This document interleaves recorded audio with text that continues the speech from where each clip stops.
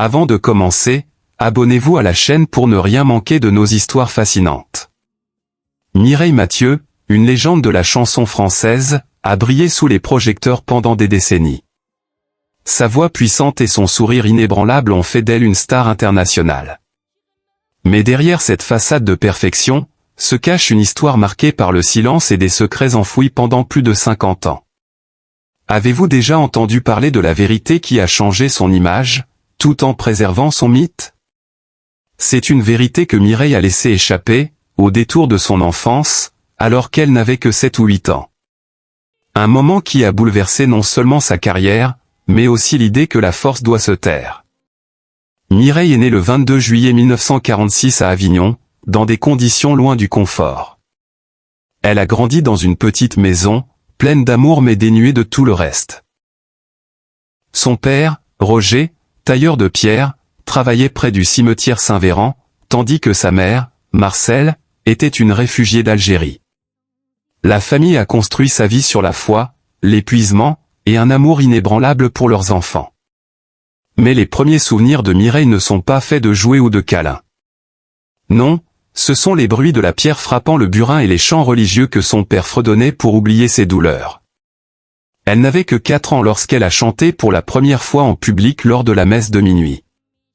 Un geste si simple, mais pour elle, c'était bien plus, sa voix apportait le silence dans une église pleine. Ce souvenir, gravé à jamais dans son cœur, n'avait rien à voir avec la sucette offerte par le prêtre. Il symbolisait la naissance d'une artiste qui marquerait la scène mondiale. Mais l'école, elle, ne fut pas facile.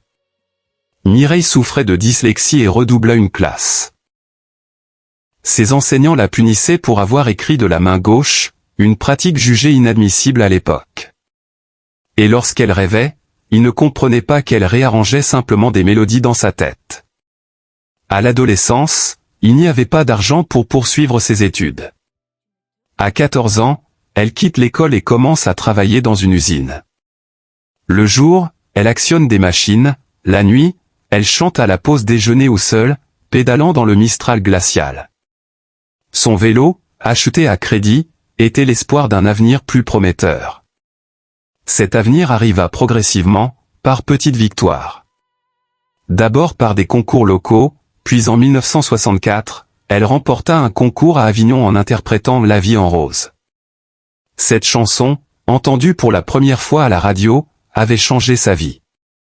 L'année suivante, elle apparaît à la télévision dans l'émission Au jeu de la chance, où le public la plébiscita. C'était désormais certain, elle allait à Paris. Cependant, même lorsque sa notoriété augmentait, sa vie restait sous surveillance.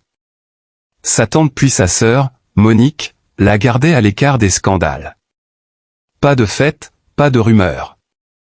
Mireille, mesurant à peine un m50, affichait une coupe au carré et portait des robes sobres, devenant ainsi la demoiselle d'Avignon, une petite chanteuse du Sud qui vivait modestement et chantait comme une légende.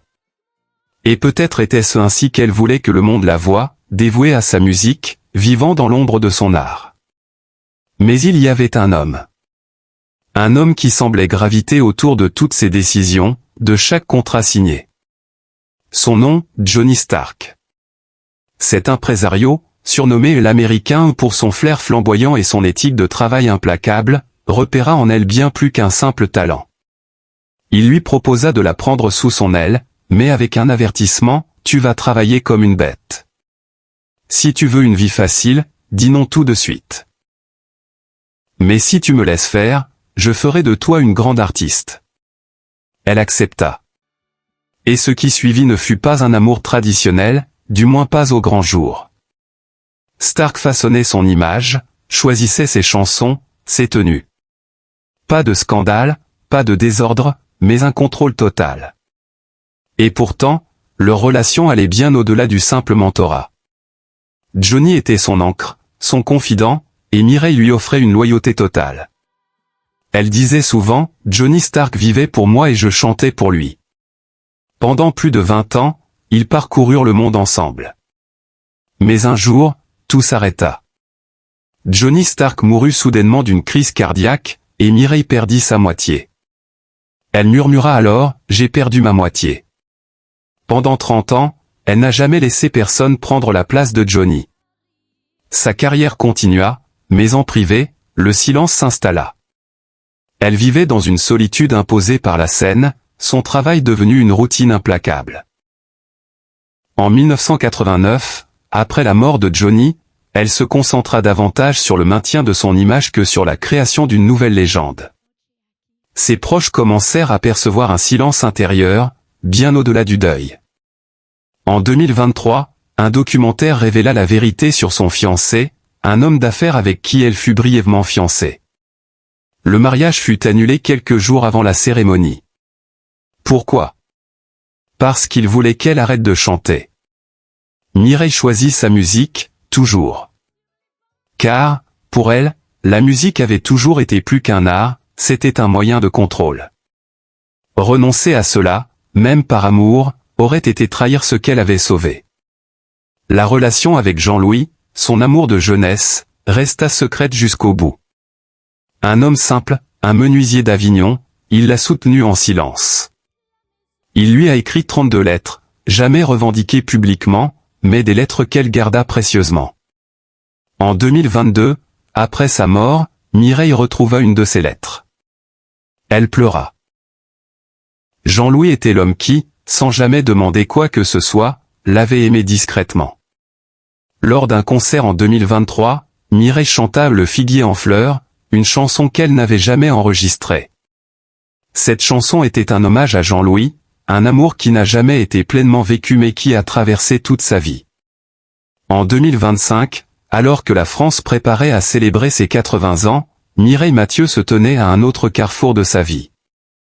Elle avait tout donné à la musique, mais sa plus grande force était de se laisser voir enfin comme une femme, pas seulement comme une voix. Un projet monumental en son honneur verra le jour à Avignon. Un lieu dédié à son héritage et à la formation de jeunes talents. Mireille, après avoir sacrifié une partie d'elle-même pour la scène, voulait redonner aux jeunes issus de milieux modestes une chance de briller.